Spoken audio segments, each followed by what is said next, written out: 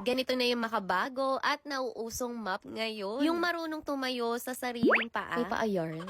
Ito yung M20 Spinning Flat Mop from Zolele. Ito yung klase ng mop na may self-cleaning system dahil nahihiwalay yung maruming tubig sa malinis na tubig. Paiikutin mo nga lang yan dito sa bucket. Pag lumabas na yung orange indicator, ibig sabihin malinis na at pwede nang gamitin ulit. Makapal at square shape na yung mop head plus foldable pa yung isang side. Kaya perfect siya panlinis sa mga edges and corners. Mahaba na rin yung handle niya kaya hindi ka nayuyuko habang naglilinis. Kayang-kaya kahit sa ilalim ng kama, furnitures at kahit sa mga walls. Sa paglalagay naman ng tubig at cleaning solution, pwedeng dito sa butas or directly sa gitna. Etong mga built-in brush na to ang dahilan kung bakit nalilinis yung pinaka-mop cloth. Ito talaga yung pinaka-nagustuhan ko dito na wala sa nauna kong bili na spinning mop. Lahat ng parts natatanggal, even yung pinaka-bucket sa gitna. Kaya madali na lang malilinisan, lalo na yung mga sulok-sulok netong bucket. Plus, may built-in brush na siya dito sa gilid, panlinis. Sa pag-drain naman ng maruming tubig, pwede dito sa hole or pag ganito, depende sa trip mo. Isa pa sa pinaka-nagustuhan ko, self-standing na siya, nakalagay man sa bucket o hindi. Magandang investment to para sa less hassle na paglilinis ng bahay. Kaya ano pang inaantay mo, i-check out mo na.